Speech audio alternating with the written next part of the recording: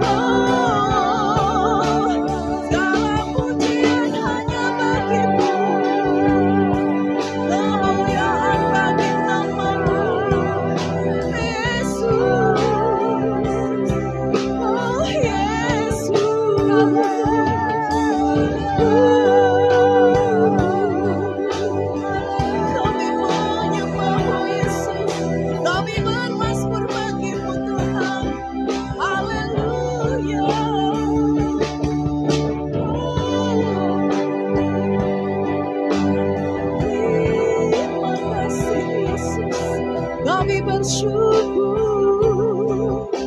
kami bersyukur. Haleluya.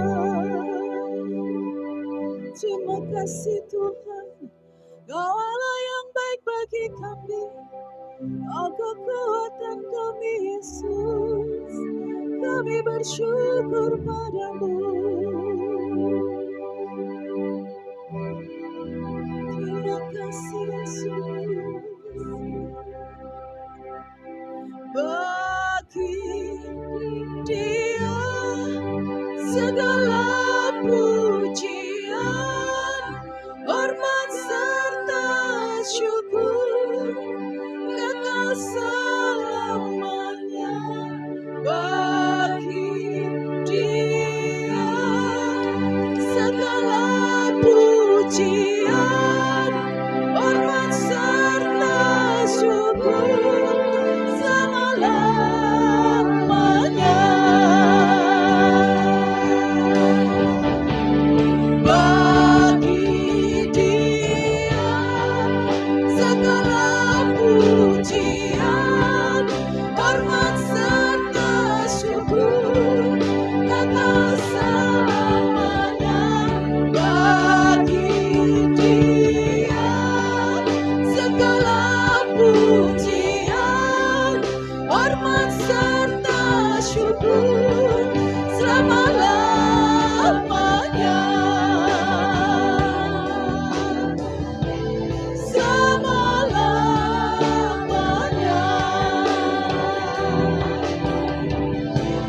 Selama-lamanya.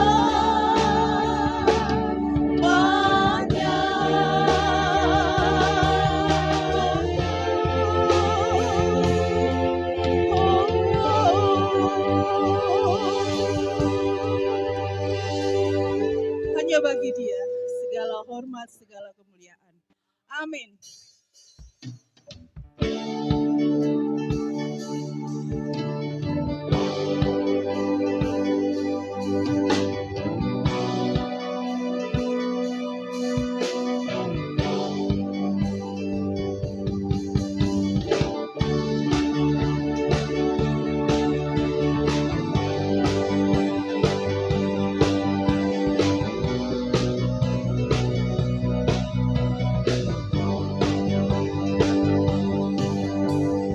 Kami datang bawa pujian, bersama memuji Tuhan, satukan suara dan nyanyikan sorak kemenangan. Gloria, Gloria, besar Tuhan, ditinggikan di atas segalanya. Gloria, Gloria, besar Tuhan, ditinggikan pujikan Gloria.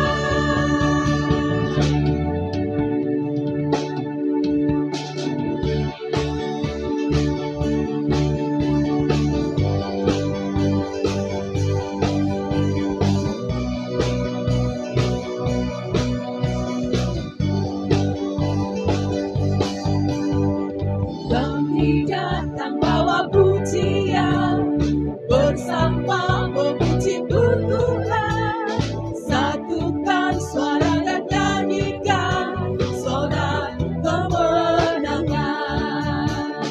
Kami datang bawa pujian, bersama memuji Tuhan, satukan suara dan nyanyikan sorak kemenangan.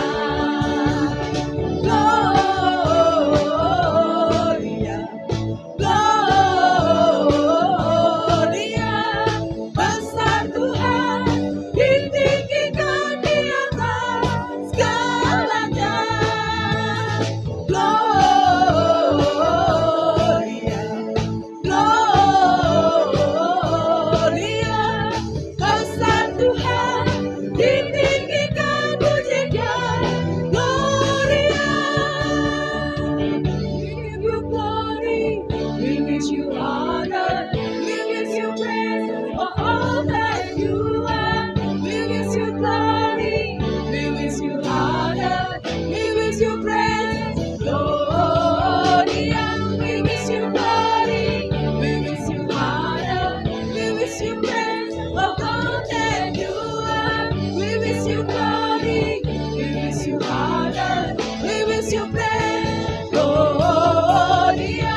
wish you glory, we wish you honor, we wish you praises for all that you are.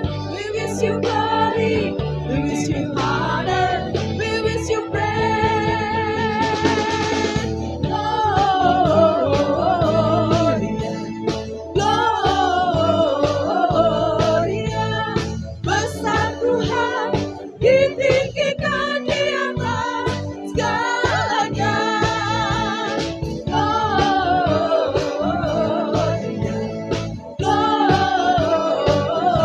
Gloria, besar Tuhan, ditinggikan pujikan. Gloria.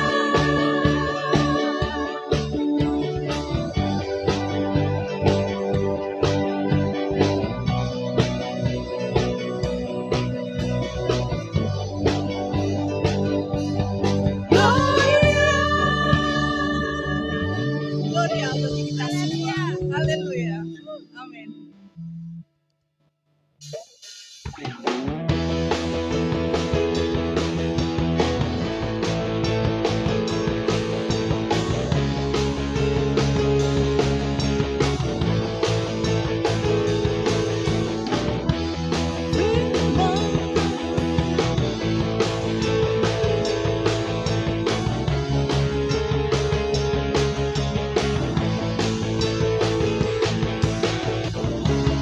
Firman terangi jalanku, perisai iman di setiap waktu, lindungiku dari segala, tak pernah ku ragu, karena Dia bersamaku, setia menjaga dengan kuasa mulia. Hanya di dalam namanya Yesus dia sumber pengharapan di sepanjang hidupku. Hanya di dalam kuasanya pasti tersedia kemenangan bagiku selama-lamanya.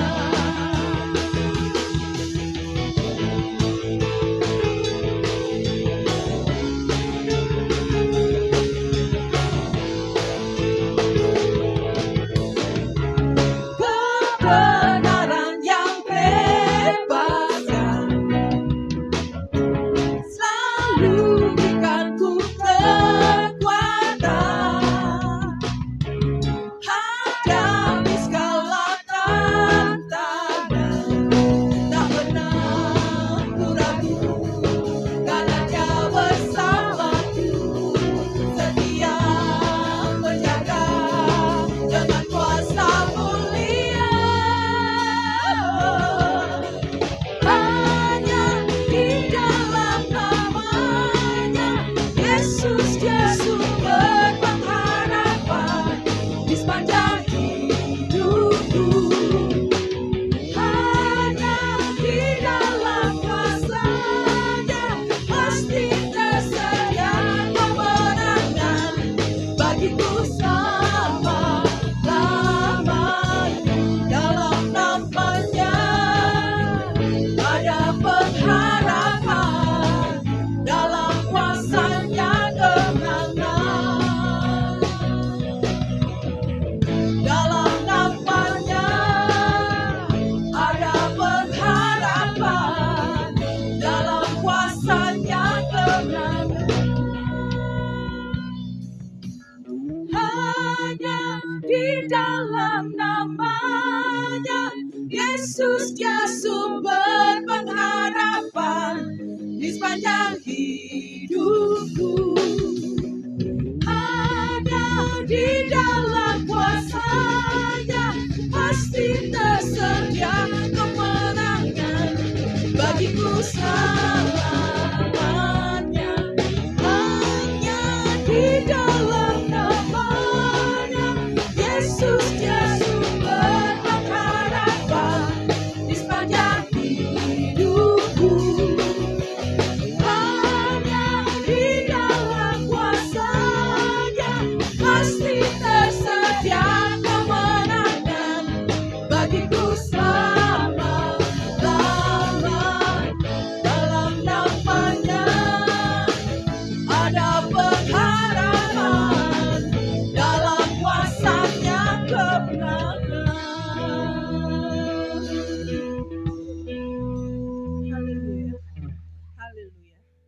kita menangannya bersama. Yesus Tuhan kita. Amin. Mari kita siapkan hati kita. Terima kasih Tuhan Yesus. Kami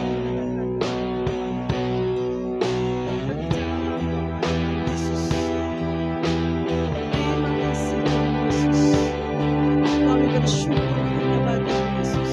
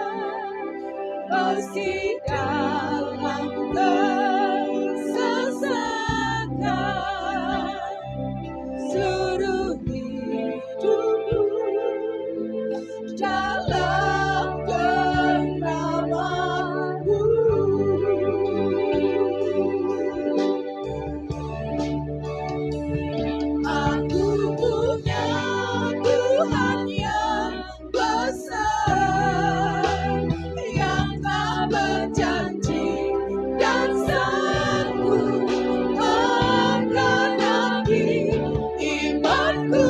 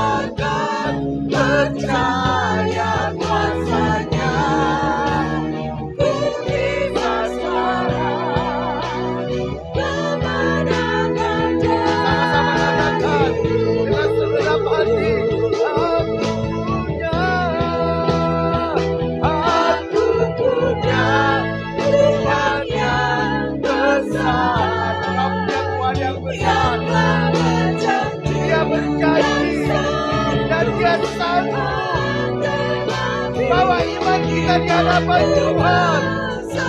Bersepakatlah dengan Tuhan di dalam firman-Nya.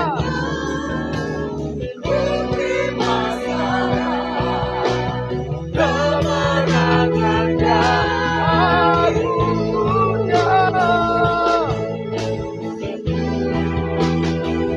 aku punya Tuhan yang besar, yang tak berjanji dan sanggup menggenapi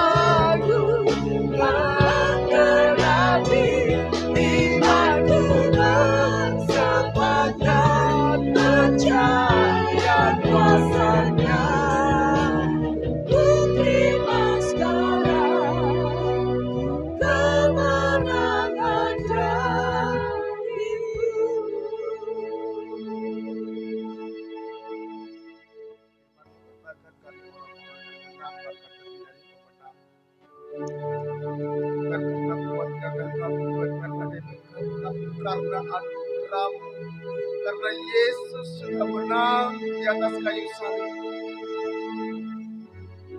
Bahwa kami menikmati kemenangan demi kemenangan yang Tuhan sediakan bagi kami.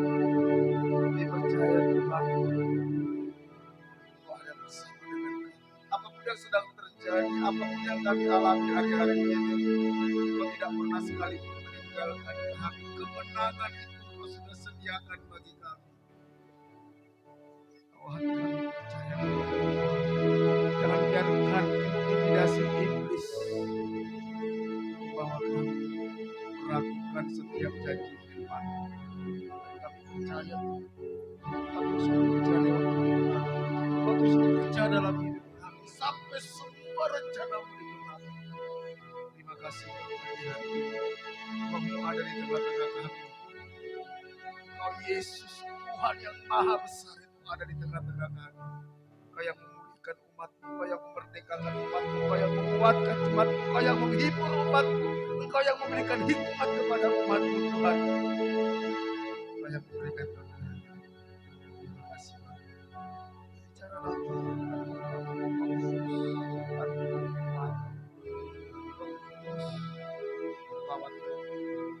Buka hati dan pikiran kami melihat kebenaran sampai kebenaran memerdekakan kami. Segala intimidasi iblis, segala pekerjaan setan, kuasa kegelapan, teritorial, tipu daya iblis kami tolak, kami perintahkan keluar dari tempat ini. Bekerja pada kebenaran Tuhan, melawat anak-anak sekolah minggu, kami tutup sekolah minggu, berbicara kepada anak-anak. Terima kasih. Kami sambut firman dalam nama Tuhan Yesus. Amin. Silakan duduk Bapak Ibu Saudara. Shalom. Shalom. Sebelum saya membagikan firman Tuhan, kita akan berdoa buat Om Saleh. Sore hari ini dia akan berangkat kembali berlayar, saudara. Dia akan keliling dunia lagi setelah lebih kurang 4 bulan ya. 4 bulan ada di Tulungagung bersama dengan kita. Kita akan doakan karena dia akan hidup di laut terus, saudara. Beliau kerja di sebuah kapal tanker, saudara ya. Kapal Pertamina ya. LPG ya. Oke, silakan maju Om Saleh, kita akan doakan supaya perlindungan Tuhan dalam hidupnya dan selama dia di kapal dia akan ikutin ibadah online terus ya. Mungkin sama istrinya juga bolehlah maju ya, kita doakan ya. Supaya Tuhan lindungi juga. Wiwin juga boleh kalau ada. Ayah Wiwin. Ya, saya senang ya keluarga ini keluarga yang melayani Tuhan, mengasihi Tuhan. Kita tundukkan kepala, yuk kita berdoa bagi mereka ya. Bapak, kami bersyukur buat keluarga Om Saleh yang Tuhan tempatkan di tengah-tengah kami. Kami tahu tidak kebetulan mereka ada bersama dengan kami karena mereka menjadi bagian dari tubuh Kristus di tempat ini. Kalau nanti sore Om Saleh akan berangkat ke Jakarta, tanggal 17 akan mulai berangkat untuk bekerja keliling dunia. Tuhan, hamba-Mu berdoa, Roh-Mu memenuhi dia. Pengurapan Tuhan, perlindungan Tuhan, hati yang takut akan Tuhan berikan dalam hatinya. Malaikat Tuhan berjaga-jaga di sekitar dia. Segala pekerjaan setan dari hidupnya kami tolak dalam nama Yesus. Lindungi dia dari segala mara bahaya, kecelakaan, virus-virus, sakit, penyakit. Berikan dia kesehatan, kekuatan, hikmat di dalam menghadapi teman-temannya Tuhan. Berkati dia, biar di tengah-tengah pekerjaannya Tuhan yang memakai dia menjadi berkat. Sehingga lewat hidupnya nama Tuhan dipermuliakan. Bahkan istrinya dan juga anaknya kami bawa di hadapan Tuhan. Selama ditinggal Tuhan lindungi, Tuhan jagai dari segala pekerjaan setan, kuasa kegelapan, dari rancangan orang jahat. Lindungi mereka, berkati apapun yang mereka kerjakan. Terima kasih Bapak, kami serahkan keluarga ini ke dalam anugerah Tuhan. Biar Roh-Mu terus bekerja lewat hidup mereka. Terpujilah nama-Mu dalam nama Tuhan Yesus. Haleluya. Amin. Oke, silakan duduk. Bapak, Ibu, Saudara yang dikasihi Tuhan, mengingatkan kembali hari Rabu dan Kamis ini, tanggal 17, 18, kita akan adakan Family Day, yaitu di Sendang, ada Bukit Doa, Rumah Doa di sana. Kita nanti ibadah kenaikan juga kita laksanakan di sana, tentu di sini tidak ada. Bagi Bapak Ibu yang punya waktu dan ingin ikut, bolehlah daftar supaya apa? Supaya kita bisa tahu berapa konsumsi yang harus kita sediakan selama 2 hari itu dan transportasinya bagaimana, berapa biayanya. Biayanya gratis saudara, gratis. Tapi kalau saudara pingin bawa snack, bawa makanan, atau saya mau bawa makanan nanti untuk makan malam, silakan. Tapi pada dasarnya gratis ya saudara. Itu yang pertama. Yang kedua saudara, bagi Bapak Ibu Saudara yang belum dibaptis selam dan rindu dibaptis selam, daftarkan karena kita akan mengadakan baptisan selam dalam waktu dekat. Ada beberapa orang yang sudah daftar saudara ya. Baptisan itu apa sih saudara? Baptisan itu deklarasi, proklamasi, pernyataan iman kita bahwa kita sudah percaya Yesus, bahwa kita sudah lepas dari hubungan dengan kuasa kegelapan, bahwa sekarang hidup kita ini milik Tuhan dan kita sudah bertobat. Itu sebenarnya baptisan, deklarasi, dan itu diperintahkan oleh Alkitab. Kenapa harus diselam saudara? Roma 6 ayat 4 dikatakan bahwa baptisan itu lambang dari kematian dan kebangkitan Kristus. Manusia lama kita dikuburkan dan kita dibangkitkan menjadi manusia baru. Saya banyak temukan orang mengalami pemulihan setelah mengalami baptisan saudara ya. Jadi bagi Bapak Ibu yang belum silakan daftar. Kita akan atur dalam waktu dekat kita akan lakukan baptisan. Yang ketiga yang terakhir, minggu depan tolong atur jadwal pulang gereja, kita ada acara saudara, yaitu mendoakan rumah kami saudara ya. Mendoakan, kami diberkati Tuhan, kami rindu semua jemaat juga ikut mendoakannya saudara ya. Jam 12 siang habis ibadah kita langsung ke sana saudara ya. Oke, saya pikir itu pengumuman yang sangat penting. Bapak Ibu Saudara yang dikasihi Tuhan, tema yang ingin saya bagikan pada pagi hari ini adalah dunamis, kuasa, dinamit,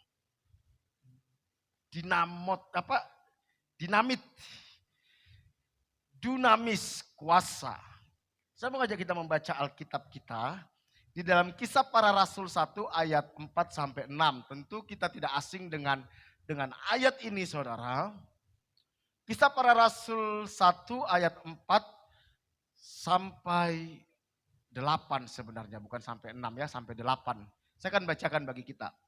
Pada suatu hari ketika ia makan bersama-sama dengan mereka, ia melarang mereka meninggalkan Yerusalem dan menyuruh mereka tinggal di situ menantikan janji Bapa.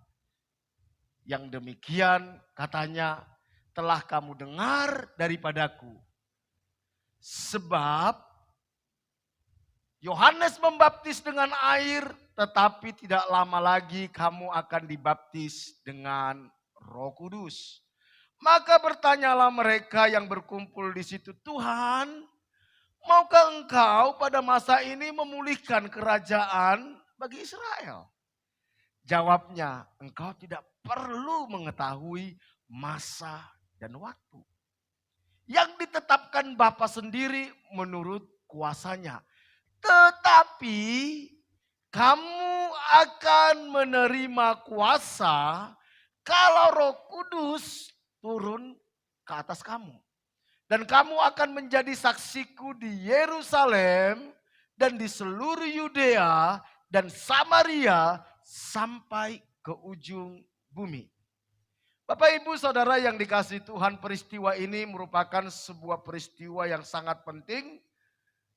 Saat Tuhan Yesus akan naik ke sorga, setelah Yesus bangkit dari kematian, beberapa kali Tuhan Yesus menampakkan diri kepada murid-muridnya. Dan terakhir dia menampakkan diri kepada mereka saat Tuhan Yesus akan naik ke sorga. Jadi ketika Tuhan Yesus akan naik ke sorga, Tuhan Yesus berkumpul dengan murid-murid dan makan bersama dengan mereka. Jadi Yesus itu setelah dia bangkit, dia bukan cuma roh, dia punya tubuh, yaitu tubuh kemuliaan. Yang tetap bisa makan saudara. Sama seperti kita pun nanti ketika kita dibangkitkan dari kematian, kita tetap memiliki tubuh, yaitu tubuh kemuliaan yang tidak dibatasi lagi oleh ruang. Sama seperti Tuhan Yesus ketika murid-murid berkumpul di sebuah ruangan, tiba-tiba Tuhan Yesus hadir. Jadi kekristenan itu adalah pengharapan di dalam kekristenan adalah ketika kita nanti dibangkitkan dari antara orang mati dan diberikan tubuh kemuliaan dan kita akan memerintah bersama-sama dengan Tuhan di kekekalan. Itu yang dialami Tuhan Yesus. Saat Tuhan Yesus akan naik ke sorga, Tuhan Yesus memberikan perintah dan janji kepada murid. Tentu ini sangat penting saudara ya. Sama seperti ketika papa saya mau meninggal saudara, satu saat papa saya telepon saya saudara. Tengah malam dia kasih pesan. Pesan itu tentu bukan pesan yang remeh-temeh, tapi pesan yang sangat penting saudara. Yang sangat penting. Tidak ada orang tua yang mau meninggal. Ketika dia panggil anak-anaknya, dia bilang, "Nak, jangan lupa sikat gigi ya." Tentu bukan itu pesannya saudara ya. Tentu bukan itu. "Nak, jangan lupa ya kambing yang ada di belakang rumah." Tentu bukan itu. Tentu pesan yang disampaikan adalah sesuatu yang sangat urgent. Yang berhubungan dengan masa depannya. Yang berhubungan dengan banyak orang saudara. Begitu juga dengan Tuhan. Tentu ada beberapa hal yang kita lihat nanti dari Matius kita lihat apa pesan Tuhan, dari Markus bisa kita lihat. Tetapi ketika kita kisah para rasul mencatat, ada hal-hal yang penting yang Tuhan ingin sampaikan dan pesan ini yang perlu kita pelajari saudara. Apa perintah yang Tuhan sampaikan kepada murid-murid saat itu? Jangan meninggalkan apa? Yerusalem. Dan mereka harus menantikan janji Bapa. Saudara, tidak meninggalkan Yerusalem itu bukan hal yang mudah bagi murid-murid. Karena kita tahu bahwa bagi orang Yahudi, bagi ahli Taurat dan orang Farisi, Yesus ini penyesat. Betul? Saat itu Yesus itu dianggap penyesat saudara. Tentu kalau Yesus penyesat, murid-muridnya pun pasti dianggap penyesat. Makanya ketika ingat Petrus, ketika dia mengikuti Yesus saat mau disalibkan, ada ibu-ibu bertanya, "Kamu pun kan bagian dari dia." Petrus bilang apa? "Kamu ngomong apa? Aku gak kenal dia." Sampai dia bersumpah, "Saya tidak kenal dia." Karena apa? Saat itu Tuhan Yesus sangat dibenci oleh banyak orang. Tetapi yang luar biasanya, Tuhan bilang kepada mereka, "Kamu tetap di Yerusalem." Ada kalanya saudara, Tuhan tempatkan kita di tempat di mana kita nggak suka, di mana kita nggak nyaman sebenarnya. Ketika kita tidak mau tetap di situ, maka kita kehilangan yang terbaik dari hidup kita. Ada alasan bagi murid-murid untuk tidak kembali ke Yerusalem. Ada alasan. Karena mereka takut kepada ahli Taurat, takut kepada orang Yahudi, takut kepada orang Farisi. Tetapi Tuhan bilang, "Kamu tetap di sana. Nantikan janji Tuhan di sana." Saudara, kadang lingkungan kita itu enggak membuat kita nyaman. Tapi Tuhan janji, disitulah Tuhan akan genapi janjinya. Kadang pasangan kita itu membuat kita tidak nyaman dan kita rasanya pengen udah bercerai saja. Tapi Tuhan bilang, tetaplah di situ. Karena disitulah kamu menerima janji Tuhan. Kadang tempat pekerjaan kita itu tidak nyaman bagi kita. Mengganggu rasa nyaman kita. Tapi Tuhan bilang, tetaplah di situ. Nantikan janjiku di situ. Karena itu seringkali menjadi bagian dari penyangkalan diri. Bagian dari rasa percaya kita kepada Tuhan. Saya dulu nyaris meninggalkan Malang, saudara. Karena banyaknya tekanan di dalam pelayanan. Karena banyaknya tekanan dari lingkungan, saudara. Saya sudah mau beli tiket, saudara.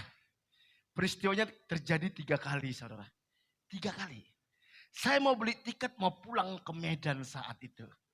Kami saat itu biasa setiap hari Senin doa pemuda, saudara ya. Doa pemuda. Ya. Waktu kami nyembah gitu. Tiba-tiba salah satu anak rohani saya. Dia berbahasa roh dan bahasa rohnya ini seperti bahasa Jerman, Prancis, saya bingung bahasa apa itu.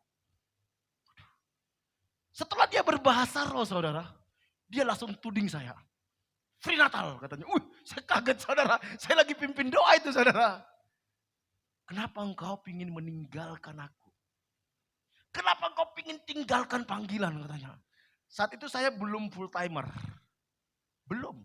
Saya ada alasan pulang. Saya baru lulus kuliah, saya saat itu sedang bekerja, saya nggak nyaman pelayanan saya di sana. Saya punya alasan pulang. Dan di kampung saya, keluarga sudah sediakan tempat pekerjaan, saudara. Sudah sediakan. Waduh, aku tahu engkau mau meninggalkan panggilan, katanya. Saya nangis di situ, saudara. Ya udahlah, saya tahan. Tuhan ampuni saya, ampuni. Udah berlangsung gitu. Dapat tekanan lagi, saudara. 2 bulan atau berapa. Terjadi lagi hal yang sama. Lagi nyembah Tuhan gitu. Orang yang lain dipakai Tuhan. Saya tidak pernah cerita bahwa saya mau pulang. Satu-satunya orang yang saya ceritakan saya mau pulang itu cuma orang tua saya, saudara. Cuman itu. Ada namanya Yunri. Yang pertama namanya Yen, saudara. Ini anak-anak rohani saya yang dari ya gak ngerti apa-apa, kita latih, waktu kita nyembah tiba-tiba dituding lagi di tengah-tengah doa itu, saudara. Free Natal. Kenapa kamu masih mau pergi lari, katanya. Waduh, saya stres, saudara. Bilang, Tuhan ampuni saya. Wah, mulai lagi, saudara. Sampai ke 3 kali. Setelah itu tekanan semakin berat. Saya sudah jadi full timer. Setelah itu saya ditarik menjadi hamba Tuhan, saudara. Jadi full timer, bekerja di gereja. Tiba-tiba saya nggak nyaman. Ada tekanan, saya lagi konflik dengan teman sepelayanan, saudara ya. Saya difitnah, itu macam-macam. Hal yang sama dituding lagi, saudara. Waduh. Saya bilang, udah Tuhan, terserah Tuhan lah. Terserah, saya bilang. Terserah. Mau Tuhan apain, saya mau manut. Lebih kurang setengah tahun setelah itu. Saya diutus merintis, saudara. Ini tuh maksudnya Tuhan, saya bilang. Saya disuruh merintis di mana namanya itu, di Blitar, saudara. Saya merintis di Blitar. Saya cuman 2 bulan di sana, saudara. Setiap saya doakan orang, habis saya doakan mati, saudara. Setiap saya doakan orang, habis saya doakan mati. Waduh, saudara, stres gak, saudara, kayak gitu, saudara. Maksudmu apa nih Tuhan, saya bilang. Arabmu piye, saya bilang sama Tuhan, saudara. Habis itu setelah 2 bulan saya ditarik ke Surabaya, saya ditempatkan di Tulungagung, saudara. Baru saya mengerti, ini tuh janji Tuhan. 7 tahun sebelum saya ke Tulungagung, saya sudah dinubuatin sahabat saya bahwa satu saat kita akan pelayanan di Tulungagung, katanya. Saudara, apa janji Tuhan dalam hidupmu? Kadang di tengah-tengah janji itu ada banyak ujian. Ada banyak hal yang membuat kita stres, ada banyak hal yang membuat kita tertekan, ada banyak hal yang membuat kita ingin menyerah dan menghindari semuanya. Tapi Tuhan bilang, kamu tetap di sana. Kalau saat itu saya pulang ke Medan, saudara. Kalau saat itu saya pulang ke Medan, saya pastikan saya tidak akan di Tulungagung lagi. Saya pastikan istri saya bukan istri saya yang sekarang. Dan saya pastikan anak saya Gaby tidak pernah lahir. Dan dia tidak main musik hari ini, saudara.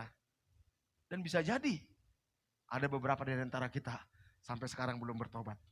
Betul? Lihat, mari kita melihat hidup ini bukan dari perspektif kenyamanan kita. Bukan dari perspektif diri kita. Lihatlah dari perspektif rencana kekal Bapa dalam hidup kita. Ini yang membuat saya setiap menghadapi hal-hal yang gak nyaman. Saya tanya, Tuhan apa maumu? Jangan izinkan emosi kita yang menggerakkan keputusan kita. Ingat ketika Musa memutuskan yang digerakkan oleh emosi, apa yang terjadi? Dia tidak masuk ke tanah Kanaan. Dia hanya melihat tanah Kanaan itu dari jauh, saudara. Sekelas Musa. Itu yang Tuhan izinkan kepada murid-murid. Tuhan katakan bahwa pada suatu hari ketika ia makan bersama-sama dengan mereka, ia melarang mereka meninggalkan Yerusalem dan menyuruh mereka tinggal di situ menantikan janji Bapa. Yang demikian katanya telah kamu dengar daripadaku. Saudara, mungkin kau hari-hari ini sedang stres, tertekan, rasanya putus asa, rasanya pingin menyerah, sudah enggak kuat. Saudara pingin cari jalan pintas, saudara pingin cari jalan yang lain, saudara. Tuhan bilang, tetap tinggal. Nantikan aku di situ. Menantikan Tuhan dengan tenang itu penting, saudara. Penting. Karena kekuatan kita ada di situ. Semakin engkau berusaha keluar dengan kekuatanmu, kau semakin tenggelam. Semakin tenggelam. Ada kalanya kita butuh ketenangan. Tuhan, apa sih maumu dalam hidupku? Apa sih rencanamu dalam hidupku? Bukankah firman-Mu katakan Allah turut bekerja di dalam segala sesuatu untuk mendatangkan kebaikan bagi mereka yang mengasihi Dia? Saya sudah mengasihi Tuhan. Saya percaya kalau ada orang yang membenci saya, Tuhan pun intervensi di situ. Kalau ada orang yang gak suka sama saya, Tuhan pun intervensi di situ, bekerja di situ. Kalau sampai ada orang punya rancangan yang jahat dalam hidup saya, Tuhan pun bisa bekerja di situ untuk mendatangkan kebaikan. Ketika saya mengerti ini, saudara, saya bisa melihat hidup ini lebih nyaman, lebih enjoy, dan tidak stres lagi, saudara. Mari Bapak Ibu Saudaraku yang dikasih Tuhan, percayalah ketika kita sungguh-sungguh mengasihi Tuhan, tidak ada satu peristiwa dalam hidup kita yang di luar kontrol Tuhan. Kemarin hari Selasa pagi, Daud bilang gini, Kak Fri, saya harus pulang. Kenapa? Mamaku sakit, masuk rumah sakit. Waduh, saya sempat panik, saudara. Siapa yang main musik, siapa yang ngurusin video, waduh. Beliau cukup punya peran besar di gereja kita. Tapi Tuhan bilang, semua dalam kontrolku. Jangan panik, tenang. Oke, kita berdoa, mamamu sehat. Yang penting kamu tetap semangat ya. Kamu berikan kekuatan bagi keluarga. Kita support, kita kasih uang untuk beli tiket. Semua biaya kita kasih, saudara. Pas dia mau berangkat, dia telepon saya. Kak Fri, mama saya meninggal. Waduh gimana nih? Ya udahlah, dia bilang, hadapin aja, saya bilang. Jadi dia gak sempat melihat mamanya, saudara ya. Ada kalanya Tuhan izinkan kita mengalami masa-masa kayak gitu, saudara ya. Cepat sekali, malamnya dia masih teleponan sama mamanya, saudara. Malamnya. Masih oke, masih baik, saudara. Masih ketawa-ketawa. Paginya, saudara, subuh, mamanya langsung sakit, langsung koma.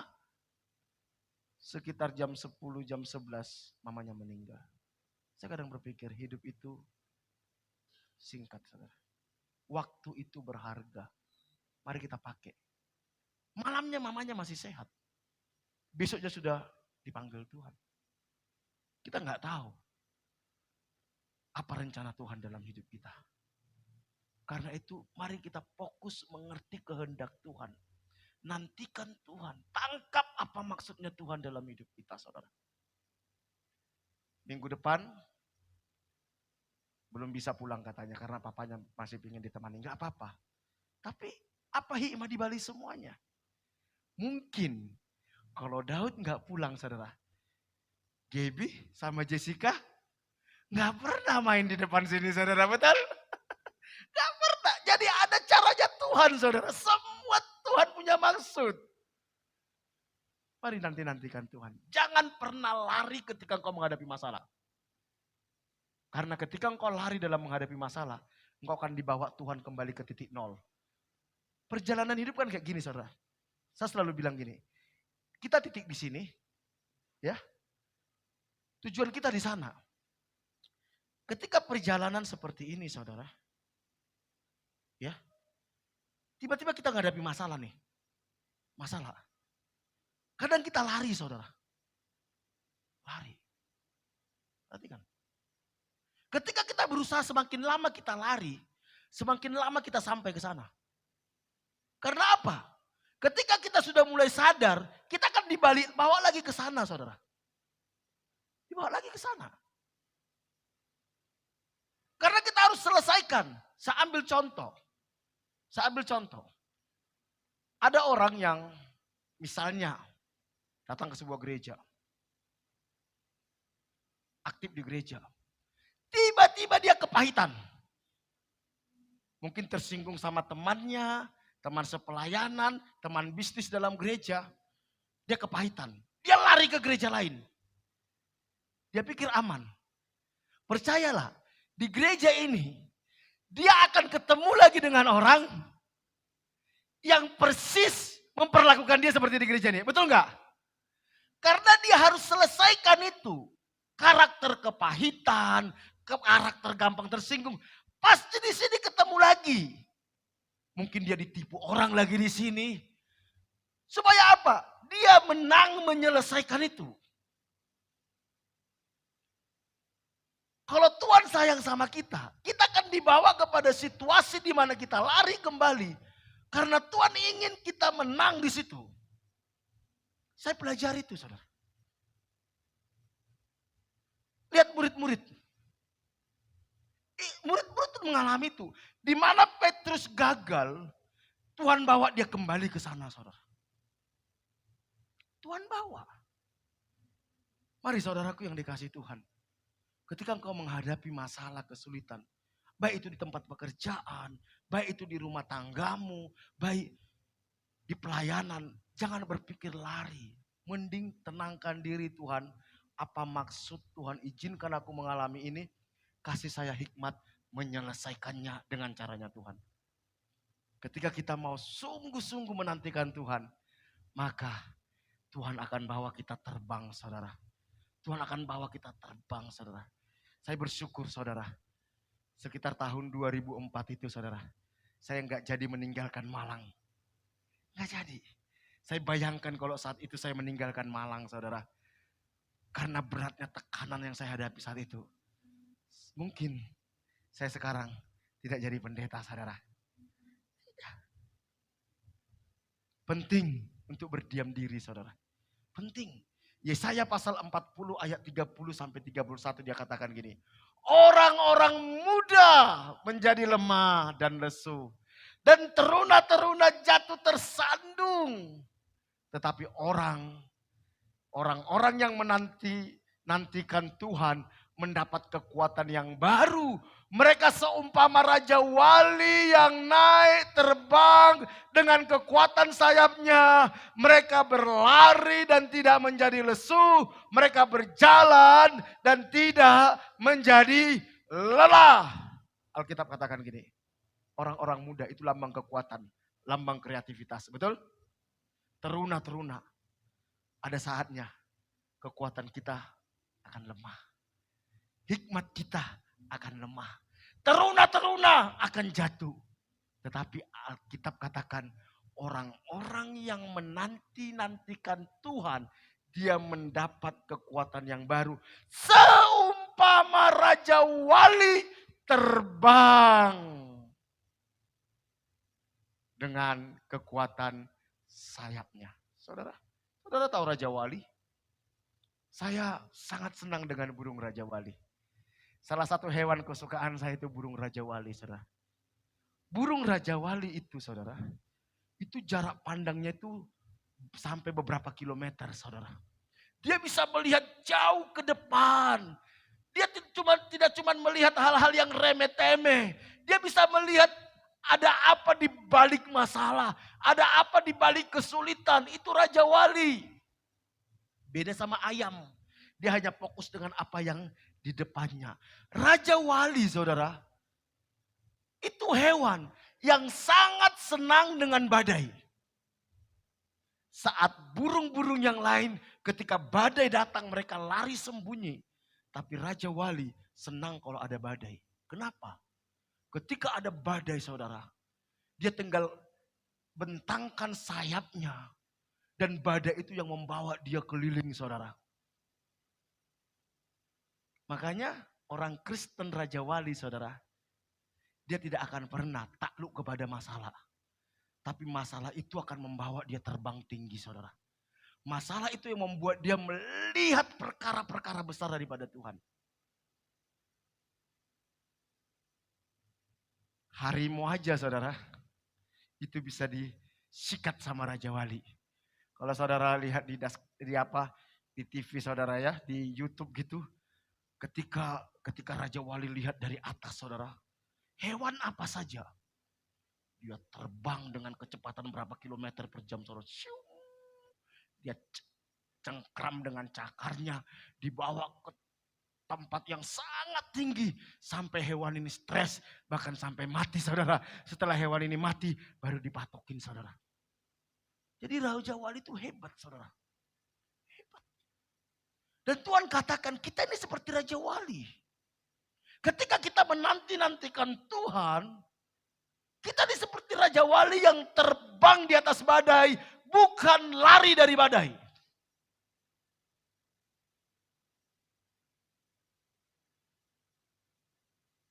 Kalau saudara lihat di Alkitab, saudara, orang-orang hebat, mereka selalu terbang di saat ada badai.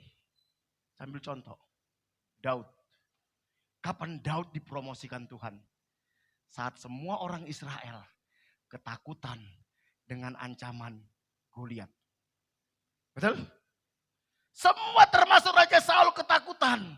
Saat itulah tampil Daud yang kerjanya cuman menggembalakan 2-3 ekor kambing domba. Karena dia suka menanti-nantikan Tuhan. Dia kalahkan Goliat. Dan itu yang membawa dia naik sampai menjadi raja. Siapa lagi? Yusuf. Kita lihat Yusuf. Siapa Yusuf? Dia hanyalah seorang narapidana di Mesir. Narapidana yang tidak tahu kapan dibebaskan. Karena tidak pernah disidang, saudara. Tetapi saat itu seluruh dunia sedang mengalami kekeringan. Di tengah badai. Tuhan bawa Yusuf terbang dari dalam penjara. Duduk ke istana Firaun, saudara. Saya selalu setiap ada badai saya bilang sama Tuhan. Setiap ada goncangan saya bilang sama Tuhan. Tuhan mau bawa kami terbang kemana?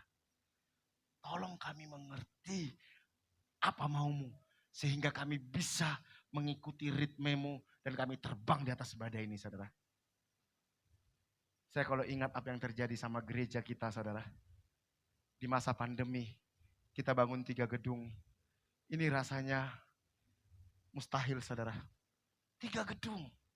Yang di Ngujang, yang di penjara, dan rumah kami akan kami tempati bulan depan, saudara. Mustahil. Kemarin saya hampir 1 minggu di Bandung, saudara. 3 hari, 4 hari. Teman-teman bilang, gimana caramu bisa membangun 3 gedung di masa pandemi, di masa sulit? Saya bilang, saya nggak tahu caranya bagaimana. Saya hanya mengikuti alur kerjanya Tuhan. Tuhan suruh ke kanan, saya ke kanan. Tuhan suruh ke kiri, saya ke kiri. Tuhan suruh mundur, saya mundur. Tuhan suruh maju, saya maju. Ketika engkau taat dengan kehendak Tuhan, percayalah, engkau akan terus di bawah Tuhan naik, naik, naik, naik. Saudara, mari. Nantikan Tuhan. Nantikan Tuhan, ambil banyak waktu merenung. Tuhan, apa maumu atas hidupku? Apa maumu dalam pekerjaanku? Apa maumu dalam usahaku? Apa maumu dalam sekolahku? Apa maumu dalam jodohku? Apa maumu untuk masa depanku? Kadang, saudara, Tuhan sudah berbicara. Tapi kita yang gak dengar saudara. Karena kita terlalu berisik dengan hidup kita. Terlalu berisik. Ada satu kisah saudara. Satu saat ada seorang petani. Petani ini punya arloji yang sangat mahal saudara. Ternyata arlojinya hilang di dalam jerami itu saudara. Dia panggillah banyak orang saudara. Mereka mulai cari, mereka cari, gak ketemu saudara. Gak ketemu. Cukup lama mencari, gak ketemu saudara. Tiba-tiba datang seorang anak kecil. Dia bilang, tolong kalian semua pergi katanya. Tolong kalian semua pergi. Tinggallah dia dengan bapak petani itu di situ. Apa yang dilakukan anak kecil ini? Dia cuman tenang, duduk, diam. Setiap bapak itu mau ngomong dibilang, shh, dia diam.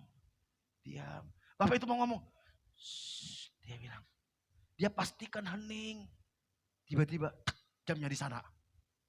Dapat. Bapak itu, lo kok bisa tahu kamu dukun ya? Enggak, dia bilang. Ketika kita diam, tenang, saya bisa dengar detaknya jam itu.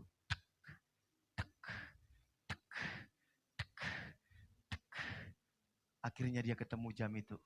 Semakin kau berisik, semakin kau gak tahu apa maunya Tuhan dalam hidupmu.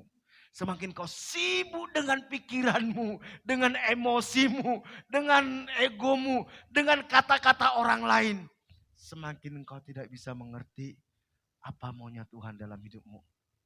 Makanya kenapa penting puasa saudara. Kita perlu merenung sejenak. Saya pagi-pagi itu paling suka jam 4 itu saudara. Kenapa? Belum ada orang yang bangun saudara. Habis asar itu sunyi senyap. Saya doa. Saya cuma bilang, Tuhan ini aku anakmu. Aku butuh suaramu. Tiba-tiba dia bicara dengan lembut di hati. Dan saya tahu itu suaranya Tuhan. Saudaraku yang kasih Tuhan. Ketika engkau mengalami masalah yang sulit. Mengalami tekanan. Ambillah banyak waktu diam di hadapan Tuhan. Jangan terlalu banyak dengar kata orang, kata media saudara. Dengar apa kata Tuhan. Dan ketika engkau dapatkan itu, engkau akan terbang saudara. Itu yang membuat kenapa saya ajak jemaat setiap tanggal 1 sampai tanggal 7 kita doa puasa saudara. Kenapa? Ada banyak hal dalam hidup ini kita nggak ngerti. Kita butuh tuntunan Tuhan. Kenapa harus menantikan Roh Kudus? Karena Tuhan sudah janjikan saudara. Sebab Yohanes membaptis dengan air. Tetapi tidak lama lagi kamu akan dibaptis dengan Roh Kudus. Saudara, saya nggak tahu sudah berapa banyak kita dibaptis oleh Roh Kudus. Ada orang bilang gini, Kak saya sudah dibaptis Roh Kudus. Buktinya apa? Saya sudah berbahasa roh. Itu cuma salah satu. Nanti kita lihat apa tanda orang dibaptis Roh Kudus, saudara ya. Lukas katakan gini, saudara. Lukas 11 ayat 11 sampai 13. Saya ketika baca ini saya lama nggak ngerti, saudara. Nggak ngerti. Coba lihat.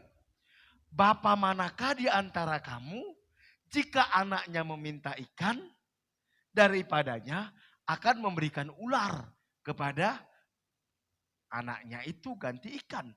Atau jika ia meminta telur akan memberikan kepadanya kalajengking.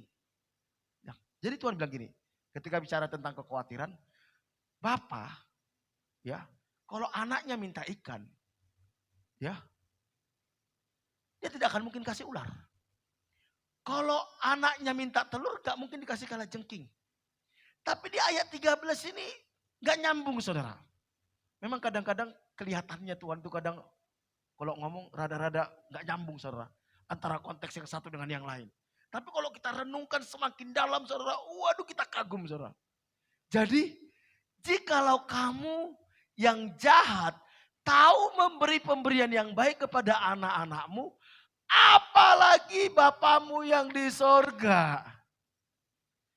Ia akan memberikan Roh Kudus kepada mereka yang meminta kepadanya. Di atas itu Tuhan berbicara apa? Kebutuhan jasmani toh? Iya toh? Tapi tiba-tiba Tuhan berbicara apa? Konteks apa? Kalau kamu minta ikan, kamu minta roti, kamu minta sembuh. Yang dikasih apa saudara? Yang dikasih apa saudara? Roh Kudus. Siapa Roh Kudus itu? Roh Kudus itu pribadi dari Allah itu sendiri. Ketika engkau cuma minta penyakitmu sembuh, ketika engkau meminta masalah bisnismu beres, bukan cuma masalah penyakit yang diselesaikan, bukan cuma masalah bisnis yang diselesaikan, dia kasih bagian terbaik, yaitu apa? Roh Kudus. Ketika engkau memiliki Roh Kudus, dan dia bekerja dalam hidupmu, engkau memiliki segalanya. Engkau memiliki segalanya. Dia Roh Allah yang ada dalam diri kita. Ketika kami satu keluarga kena COVID, saudara. Di hari ketiga atau keempat itu. Saat itu kami sudah mulai putus asa, saudara. Kondisi istri saya semakin memburuk. Kondisi saya semakin memburuk. Saat kami diisolasi. Tiba-tiba pagi-pagi jam 4 saya doa. Ketika saya berdoa gini, saudara. Ada suara dalam hati saya gini. Perhatikan. Virus COVID ada dalam tubuhmu. Virus COVID. Tapi sadar enggak kamu? Roh Kudus ada dalam tubuhmu. Bukankah kita ini disebut apa? Bait Roh Kudus. Kenapa kamu enggak minta Roh Kudus yang ada dalam dirimu itu mengalahkan virus COVID yang ada dalam dirimu? Waduh. Ketika suara itu ada dalam hati saya langsung semangat. Saya bilang, Roh Kudus engkau ada dalam diriku. Roh Kudus yang ada dalam diriku. Engkau yang mengalahkan virus COVID yang ada dalam diriku. Roh Kudus yang ada dalam istriku. Roh Kudus yang mengalahkan virus COVID yang ada dalam istriku. Sorenya istriku langsung minta bakso, mie ayam, dan lain-lain saudara. Sebelumnya gak bisa makan saudara. Setiap kita makan kudu muntah. Sorenya tiba-tiba nafsu makan kita itu langsung meningkat. Waduh, udah langsung hubungin saat itu Cia tolong beli ini. Langsung pesta di situ saudara. Ketika saya sakit jantung juga. Saya bilang sama Tuhan, Tuhan Roh Kudus ada di dalam diriku. Biar Roh Kudus yang ada dalam diriku yang menyembuhkan jantungku. Saudaraku yang dikasihi Tuhan, sadarilah bahwa tubuhmu itu adalah bait Roh Kudus. Ketika engkau berdoa, Tuhan bukan cuma minta masalahmu selesai, tapi dia kasih Roh Kudus. Ketika Roh Kudus ada dalam dirimu, wow. Dia bisa lakukan apa saja saudara. Dia bisa lakukan apa saja. Karena itu jangan rusak tubuh kita. Jangan cemari diri kita dengan dosa. Supaya Roh Kudus itu nyaman tinggal dalam diri kita. Saya setiap hari selalu berkomunikasi Roh Kudus. Apa maumu? Roh Kudus kasih aku hikmat. Anak-anak belajar ketika engkau enggak mudeng-mudeng otakmu. Bilang, Roh Kudus ajari saya. Roh Kudus ajari saya. Ketika engkau enggak tahu apa yang harus engkau hadapi. Menghadapi masalahmu. Menghadapi anak-anakmu. Menghadapi pekerjaanmu. Roh Kudus kasih saya hikmat. Tolong saya. Percayalah tiba-tiba nanti. Ada muncul inspirasi dalam hatimu. Dalam pikiranmu, lakukan ini, lakukan ini, lakukan ini. Wow, Tuhan itu luar biasa saudara. Ketika saya renungkan ini saya bilang Tuhan terima kasih. Ada Roh Kudus dalam diriku. Karena itu libatkan Roh Kudus itu saudara. Tapi yang menariknya saudara ketika Tuhan sudah ngomong tentang Roh Kudus. Tuhan sudah ngomong tentang janji Tuhan. Murid-murid tetap enggak dong saudara. Saya kadang mikir gini saudara. Akhirnya saya menyadari tanpa Roh Kudus kita nggak mungkin dong-dong saudara. Betul, nggak ngerti-ngerti. Makanya banyak orang ya sudah dikotbahin, sudah diajari, nggak dong. Lihat apa yang murid tanya gini ya. Ayat 6 perhatikan. Maka bertanyalah mereka yang berkumpul di situ apa? Tuhan, maukah engkau pada masa ini apa? memulihkan kerajaan Israel. Kita tahu murid-murid mengikuti Yesus bukan karena mereka ingin mengerti kerajaan sorga.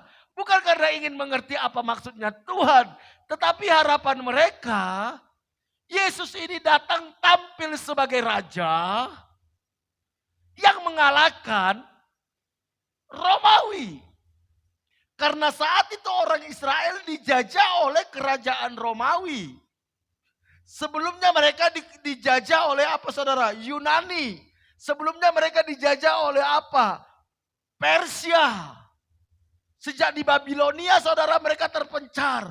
Mulai dijajah sampai Yesus datang. Harapan mereka, Yesus ini akan tampil seperti Daud yang bisa mengalahkan kerajaan Romawi. Ternyata saudara, Yesus mati saudara. Wah, mereka kecewa sekali.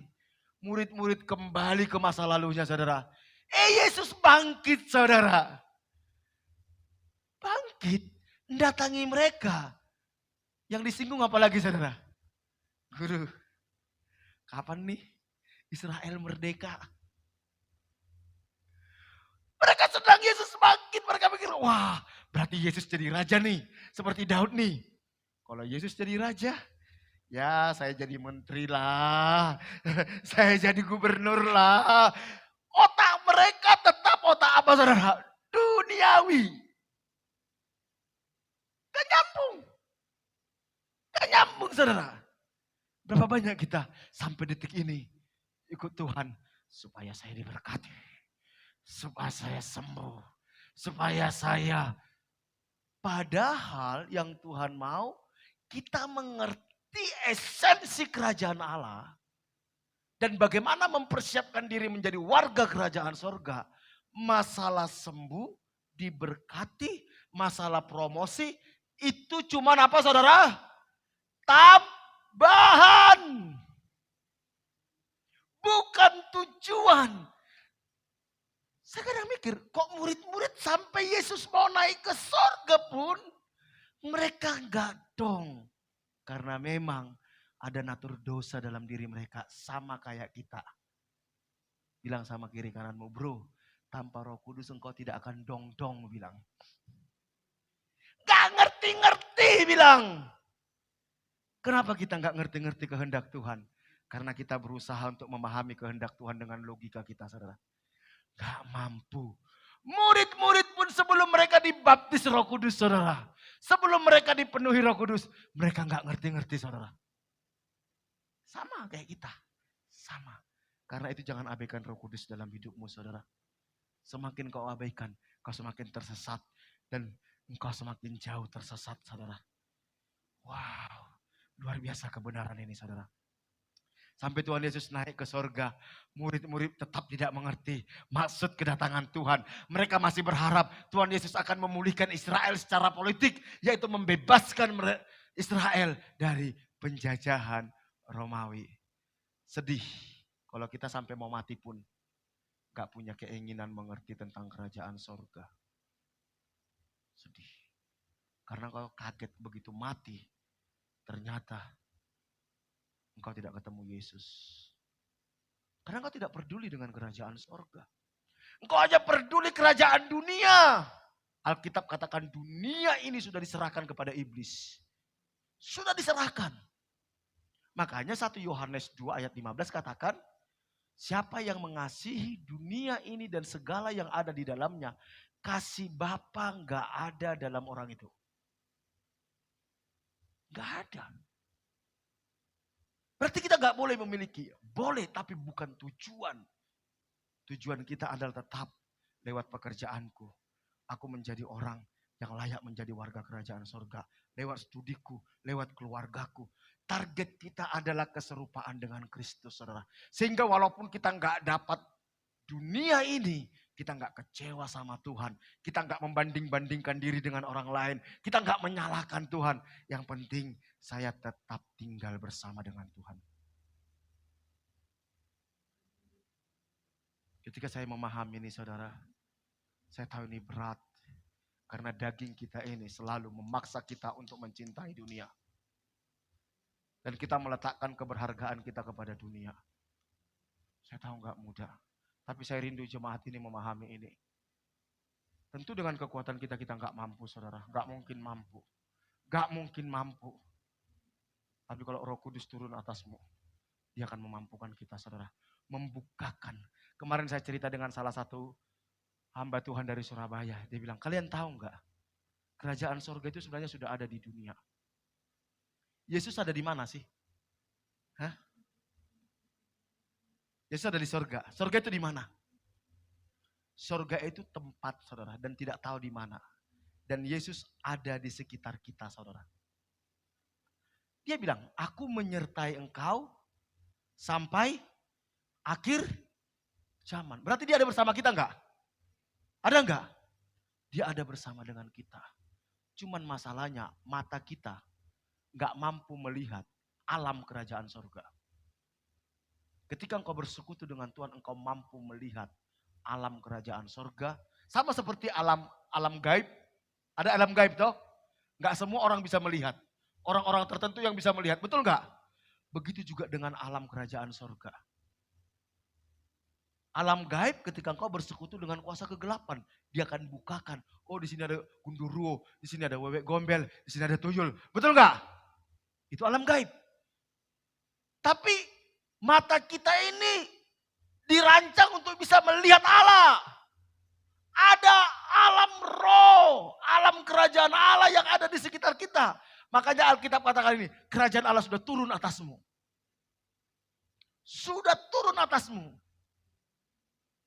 Kita tinggal bagaimana masuk ke alam itu. Kita mengambil energi dari alam itu. Dan itu membuat kita penuh kuasa. Untuk bisa masuk ke alam itu, Roh Kudus yang membukakan. Saya nggak tahu saudara mengerti nggak apa yang saya sampaikan ini. Tapi ketika saya renungkan ini, itu masuk akal. Ketika dia bicara sama saya, surga itu sudah di tengah-tengah kita saudaranya. Walaupun belum penuh karena masih ada alam. Jadi di dunia ini ada kerajaan surga, ada kerajaan kegelapan. Fokus kita kemana? Kerajaan kegelapan atau kerajaan surga? Mata kita melihat kemana?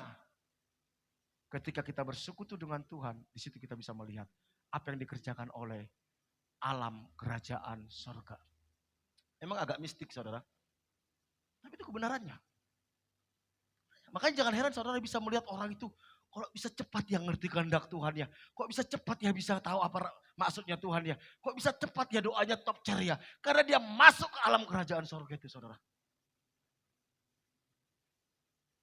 Respon Tuhan Yesus jawabnya. Engkau tidak perlu mengetahui masa dan waktu. Tuhan bilang. Masalah pemulihan Israel itu bukan urusanmu. Bukan urusanmu. Biar Bapa yang urus itu. Tapi urus apa yang perlu engkau urus. Tuhan punya waktu tersendiri saudara. Untuk dunia ini. Untuk menolong kita. Kita harus melakukan bagian kita yaitu apa? Menjadi saksi. Tuhan bilang gini. Masalah kapan Israel dipulihkan. Memang akhirnya Israel kan dipulihkan kan. Tahun berapa? 1940 berapa ya? Israel merdeka. Sudah dipulihkan. Kerajaan, permintaan murid-murid kan sudah digenapi toh. Israel sudah merdeka. Tapi yang Tuhan mau kepada kita apa? Apa maunya Tuhan dalam hidup kita? Kita menjadi saksi saudara. Makanya dikatakan tetapi kamu, ini janji Tuhan. Perintah tadi sudah, sekarang janjinya saudara. Apa? Tetapi kamu akan menerima kuasa. Waduh. Saudara, ketika engkau menerima Roh Kudus, Alkitab katakan, kamu akan menerima kuasa, power, dunamos, dinamit. Kayak bom itu saudara. Perhatikan. Ketika Roh Kudus turun atas hidup kita. Ketika kita hidup dipenuhi Roh Kudus. Engkau tidak akan pernah sama lagi. Karena ada sebuah kekuatan dari dalam. Kuasa. Yang memampukan kita menjadi saksi. Tanda dipenuhi Roh Kudus, salah satunya bahasa roh. Tetapi yang jauh lebih esensial adalah ketika engkau dipenuhi Roh Kudus, ada sebuah kuasa keluar dari diri kita. Kuasa itu yang memampukan kita yang dulunya terikat narkoba, sekarang kita lepas dari narkoba. Yang dulunya kita dibelenggu oleh ketakutan, sekarang hidup kita tidak lagi ketakutan. Yang dulunya kita dikuasai oleh kebencian, ada kuasa yang memampukan kita untuk mengampuni. Yang dulunya kita tidak taat kepada Tuhan, ada kuasa yang keluar dari diri kita yang memampukan kita taat kepada Tuhan sehingga kita menjadi saksi. Di mana? Yerusalem itu berbicara apa? Di keluargamu. Yudea, tetangga-tetanggamu. Samaria, kampung sekitarmu sampai ke ujung bumi. Ciri orang yang dipenuhi Roh Kudus adalah ada sebuah kuasa yang memampukan dia menjadi lahir baru. Yang tidak lagi dibelenggu kuasa kegelapan. Sampai keluarganya bilang, kok kamu sekarang berubah ya? Saya tahu, dulu ini kamu itu suka ini loh, klepto loh, kamu suka nyolong. Kok kamu sekarang suka membantu ya? Dulu kamu ini suka berzina loh, kok sekarang kamu enggak lagi ya? Loh, dulu kamu, bukannya kamu dulu pecandu narkoba, kok sekarang kamu enggak lagi ya? Dulunya kamu itu jahatnya, liciknya luar biasa. Kok sekarang kamu jadi murah hati dan lemah lembut ya? Ada kuasa yang memampukan kita mengubah hidup kita sampai orang-orang di sekitar kita terkaget-kaget lihat kita dan kita menjadi saksi sehingga orang lain percaya kepada Yesus.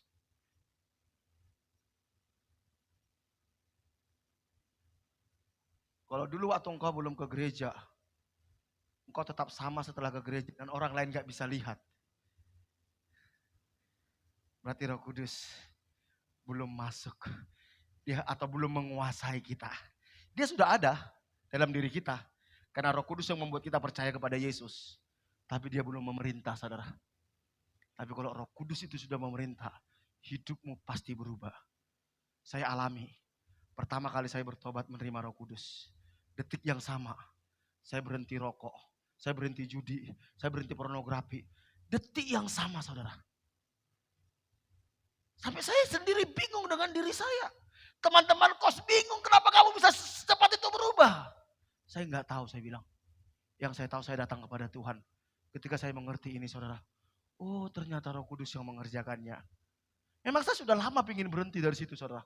Dari SMA saya sudah bilang, Tuhan tolonglah saya bisa berhenti dari rokok ini. Tolonglah saya bisa berhenti dari minuman ini. Tolonglah saya bisa berhenti dengan ini. Gak mampu. Sampai saya bilang, Roh Kudus aku menyerah. Aku menyerah, aku capek dengan dosa ini, saya bilang. Begitu dia lawat, saudara. Saya terkaget-kaget, saudara. Mari saudaraku yang dikasihi Tuhan. Ada Roh Kudus yang Tuhan kasih. Yang mampu mengubahkan hidupmu. Mungkin kau udah capek dengan dosamu. Saya tahu hidup dalam dosa itu capek, saudara. Hidup dalam dosa itu capek, saudara. Hidup dalam dosa capek. Izinkan Roh Kudus memerdekakan engkau. Hidup dalam kepahitan itu capek. Hidup dalam pikiran negatif itu capek. Hidup dikuasai oleh uang itu capek, saudara. Pelit itu capek, saudara. Capek. Iri hati itu capek, saudara. Tapi ketika nggak ada lagi yang membelenggu hidupmu, waduh senang. Hanya Kristus yang membelenggu kita. Amin. Terakhir ini, saudara. Saya akan singkat. Pentingnya dipenuhi Roh Kudus. Hanya Roh Kudus yang bisa membuat kita percaya kepada Yesus. Kalau Roh Kudus nggak ada dalam dirimu, kau tidak akan percaya sama Yesus. Makanya saudara, jangan sampai Roh Kudus itu meninggalkan kita. Kau tidak percaya lagi sama Yesus. Roh Kudus bisa berduka. Dan dia bisa meninggalkan kita, saudara. Bisa.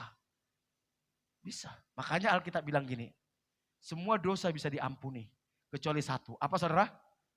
Mendukakan Roh Kudus. Kenapa dosa mendukakan Roh Kudus itu tidak diampuni? Karena begitu engkau mendukakan Roh Kudus keluar. Begitu Roh Kudus keluar, saudara, engkau tidak akan mampu lagi percaya Yesus. Boleh engkau bisa beragama Kristen, engkau bisa ke gereja, engkau bisa jadi pendeta, tapi sesungguhnya engkau sudah tidak percaya lagi sama Yesus. Engkau percaya sama logikamu, engkau percaya sama uangmu, engkau percaya sama rekanmu, engkau percaya sama kekuatanmu. Engkau tidak mampu lagi percaya kepada Yesus. Karena itu jangan dukakan dia. Karena hanya dia satu-satunya yang bisa membuat kita percaya kepada Yesus. Makanya kenapa mendukakan Roh Kudus, dosanya enggak diampuni. Karena dia sudah tidak bisa lagi percaya kepada Yesus. Roh Kudus yang akan menginsapkan kita dari dosa. Tanpa Roh Kudus, orang tidak akan mungkin bisa insaf dari dosa. Mau kau omeli kah, mau dipenjara kah, enggak mungkin. Saya sudah lihat dengan mata kepala saya sendiri. Orang 12 kali masuk penjara enggak bertobat, saudara. 12 kali, sudah sampai ditembak pun kakinya sudah bolong, ada peluru pun tidak bertobat, saudara. Karena apa? Dia tidak izinkan Roh Kudus masuk dalam hidupnya untuk membuat dia insaf, saudara. Berapa banyak orang sudah kena kanker paru pun masih ngerokok, saudara. Kacau nggak, saudara? Sudah bolak-balik kena liver pun masih mabuk, saudara. Sudah bangkrut pun masih main judi. Karena memang Roh Kudus dia tidak izinkan membuat dia insaf. Karena itu jangan abaikan Roh Kudus. Karena hanya dia bisa menginsafkan kita. Roh Kudus yang membuat kita mengerti firman Tuhan. Saudara, saya belajar firman Tuhan bukan dari sekolah teologi. Ketika saya bertobat, saudara, saya setiap mau baca Alkitab, saya berdoa, Roh Kudus ajari saya firman Tuhan. Ketika saya baca, saudara, tiba-tiba otak saya ini kayak bekerja, ada yang ngomong, ini loh artinya, ini loh artinya, ini loh artinya, ini loh artinya, ini artinya. Wow, saya bilang. Saat itu saya catat, saudara, saya catat. Saya tahu itu Roh Kudus apa. Satu saat ketika saya ketika saya ibadah, saudara, seorang pendeta khotbah tentang apa yang saya baca. Loh, kok apa yang dia sampaikan persis dengan penafsiran saya bilang. Oh, itu Roh Kudus berarti. Ketika ada Roh Kudus dalam hidup engkau baca Alkitab, engkau akan tahu apa artinya dan engkau akan antusias baca Alkitab. Kenapa kita enggak antusias baca Alkitab? Karena kita baca enggak dong. Betul enggak? Apalagi kalau saudara baca Imamat, saudara, waduh bait suci ini. Saudara baca tentang Matius pasal 1 ayat 1 sampai berapa itu? Dari keturunan ini. Enggak dong. Tapi ketika Roh Kudus bukakan, engkau akan mengerti, saudara. Semakin kau mengerti, kau semakin mencintai firman. Semakin kau mengerti, semakin mencintai firman. Karena itu libatkan Roh Kudus. Jangan baca Alkitab itu seperti baca koran. Jangan. Bacalah seperti surat cintanya Tuhan. Karena itu minta Roh Kudus kasih tahu saya apa maksudnya Bapak bicara ini. Baca, saudara. Waduh, itu nikmat sekali. Yang terakhir, Roh Kudus yang memampukan kita menjadi saksi. Yang sudah saya jelaskan tadi. Ketika Roh Kudus ada dalam hidupmu, orang akan terkagum-kagum melihat, kok dia bisa berubah sekarang ya? Kok bisa ya? Saya kenal loh siapa dia dulu. Kok bisa jadi kayak gitu ya? Wow. Dan Tuhan dipermuliakan. Dan orang akan datang kepada Tuhan. Amin. Mari kita bangkit berdiri.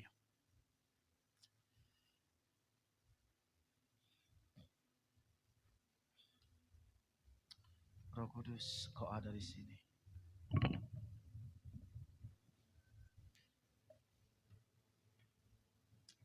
Saudara,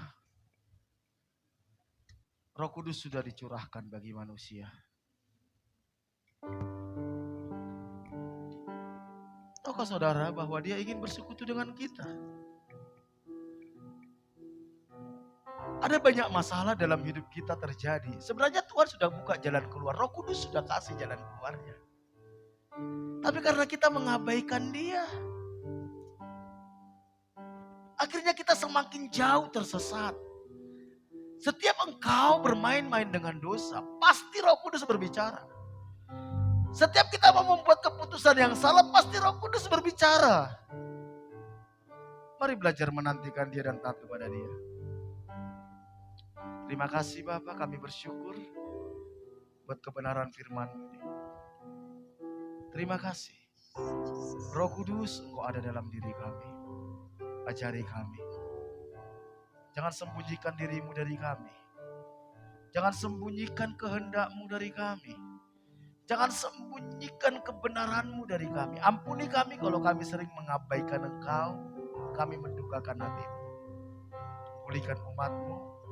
Materaikan firman-Mu ini Tuhan. Materaikan firman ini. Beri kami hati yang taat kepada Engkau. Kami percaya bersama dengan Engkau kami hidup berkemenangan. Terima kasih. Terima kasih Tuhan. Hatiku rindu melihat kemuliaan-Mu. Hatiku rindu melihat curahan kuasa-Mu di kota tercinta, kotaku tulung agung. Ku berdoa tulung agung, Penuh kemuliaan-Mu, tulung agung, bagi kemuliaan-Mu. Ya Allahku, ya Allahku, nyatakan kemuliaan-Mu. ya Allahku, nyatakan curahan kuasa-Mu Di kota tercinta, kotaku tulung agung. Ku berdoa tulung agung, penuh kemuliaan-Mu. tulung agung, bagi kemuliaan-Mu. Bapa, kami bawa kota ini di hadapan Tuhan.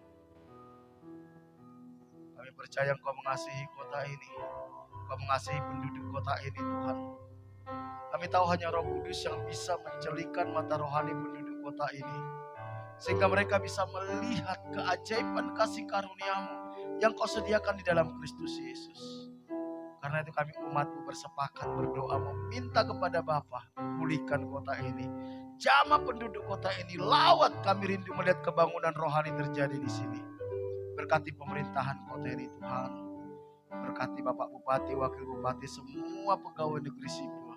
Berkati anggota DPRD Tuhan, eksekutif, yudikatif, legislatif, semuanya. Mereka adalah hamba-hamba Tuhan yang Tuhan percayakan mengelola kota ini. Karena itu, lindungi mereka dari segala yang jahat, dari niat-niat jahat Tuhan. Beri hikmat bijaksana kepada mereka di dalam mengelola kota ini Tuhan. Berikan hati yang takut akan Tuhan. Segala rancangan orang jahat atas kota ini digagalkan dalam nama Yesus. Biar kota ini menjadi kota yang diberkati oleh Tuhan. Ekonominya diberkati, pendidikannya diberkati Tuhan, keamanannya diberkati. Berkati pengusaha-pengusaha, anak-anak Tuhan di kota ini. Biar kami bisa menjadi berkat. Berkati anak-anak Tuhan yang duduk di pemerintahan. Biar mereka bisa menjadi berkat di sana, menjadi teladan. Terima kasih. Pulihkan gereja Tuhan. Pulihkan hamba-hamba Tuhan yang ada di kota ini Tuhan. Pulihkan umat Tuhan yang ada di kota ini Tuhan. Terima kasih, kami bersyukur. Kami serahkan kota Tulung Agung ke dalam anugerah Tuhan. Kami bawa hidup kami sepanjang minggu ke depan. Roh Kudus, tolong kami untuk bisa mengerti kehendak-Mu. Tuntun langkah-langkah kami, sertai kami sepanjang minggu ini. Berkati umat-Mu Tuhan. Lindungi umat-Mu dari segala panah api si jahat, dari tipu muslihat iblis, dari serangan kuasa kegelapan, dari mara bahaya, kecelakaan, virus-virus, sakit, penyakit. Berkati setiap rumah tangga, hubungan suami istri, orang tua dengan anak, sesama saudara. Kasih dan kebenaran memerintah dalam setiap rumah tangga. Pulihkan kesehatan umat-Mu. Jemaat yang sakit Tuhan sembuhkan. Berkati usaha pekerjaan umat-Mu. Apapun yang dikerjakan umat-Mu sepanjang minggu ke depan, Tuhan buat berhasil. Tuhan buat terobosan. Tuhan buat mujizat. Tuhan buka jalan atas masalah mereka. Berikan hikmat bijaksana kepada mereka. Bukakan tingkap-tingkap langit. Curahkan berkat-Mu. Halaukan belalang pelahap dari setiap umat-Mu. Bahkan Kau pakai umat-Mu menjadi berkat bagi orang-orang di sekitarnya Tuhan. Anak-anak kami yang sekolah, lindungi dari pergaulan yang salah, dari nilai-nilai dunia yang tidak sesuai dengan kebenaran firman Tuhan, dari keinginan-keinginan yang jahat, dari rancangan-rancangan orang jahat. Berkati mereka Tuhan dengan hikmat, bijaksana, kecerdasan. Bahkan Kau pakai mereka menjadi alat-Mu, membawa generasi mereka datang kepada Tuhan. Berkati juga Pak Bambang, Bu Bambang, pemilik tempat ini beserta semua keluarga besarnya. Lindungi mereka dari panah api si jahat, tipu muslihat iblis, dari serangan kuasa kegelapan, dari mara bahaya, kecelakaan, virus-virus, sakit, penyakit, dari keinginan-keinginan yang jahat. Bawa hati mereka melekat, mengasihi Tuhan, menghormati Tuhan, takut dan gentar akan Tuhan, hidup benar di hadapan Tuhan. Berkati rumah tangga, hubungan suami istri, hubungan mereka dengan anak, cucu, menantu. Kasih dan kebenaran-Mu memerintah dalam setiap rumah tangga. Pulihkan kesehatan mereka, anak, cucu, menantu, semua keluarga besarnya Bapak. Mengasihi Tuhan, menghormati Tuhan, takut dan gentarakan Tuhan, hidup benar di hadapan Tuhan. Jangan biarkan mereka menyimpang dari jalan-jalan-Mu. Berkati semua perusahaan dan karyawan yang Tuhan percayakan kepada mereka dimanapun berada. Sepanjang minggu ini Tuhan buat berhasil, Tuhan buat terobosan, Tuhan buat mujizat, Tuhan buka jalan atas masalahnya. Berikan hikmat, ide, kreativitas, takut akan Tuhan kepada semua karyawannya. Berkati Barata ini sepanjang minggu ini. Terima kasih, kami bersyukur buat ibadah kami. Kami percaya Tuhan ada di tengah-tengah kami. Kami percaya Tuhan memberkati kami. Mari jemaat yang dikasih Tuhan, kita angkat tangan kita, jemaat yang dikasih Tuhan. Percayalah ada Roh Kudus dalam dirimu yang mengajari kita, yang menghibur kita, yang menguatkan kita, yang menyatakan mujizat dan pertolongannya bagi kita. Karena itu jangan takut, pulanglah. Terimalah berkat daripada Allah Bapa. Diberkatilah kepada waktu masuk, diberkatilah kepada waktu keluar, diberkatilah buah kandunganmu, diberkatilah adonanmu, diberkatilah bakulmu, diberkatilah hasil tanganmu. Apapun yang kau kerjakan dengan tanganmu, Tuhan akan buat berhasil. Diberkati engkau di kota, di desa, di gunung, kemanapun engkau pergi, tanda-tanda ajaib menyertai engkau. Engkau akan naik dan tidak akan menjadi turun. Engkau akan menjadi kepala dan bukan menjadi ekor. Anak cucumu akan perkasa di bumi. Engkau akan disebut sebagai orang yang beruntung dan berbahagia. Dan lewat hidupmu akan banyak orang menerima berkat yang berasal daripada Tuhan. Jika engkau hari ini sungguh-sungguh mendengarkan suara Tuhan Allah yang kusampaikan kepadamu dan engkau setia melakukannya, berkat-berkat ini akan menjadi milikmu. Karena itu pulanglah, terimalah berkat daripada Allah Bapa, kasih karunia dari Tuhan kita Yesus Kristus, penghiburan dan kekuatan dari Roh Kudus mulai hari ini sampai Tuhan Yesus datang kedua kali. Dalam nama Tuhan Yesus, setiap kita diberkati, sama-sama katakan amin. Berikan tepuk tangan, berikan salam satu dengan yang lain. Tuhan Yesus memberkati kita semua. Tuhan.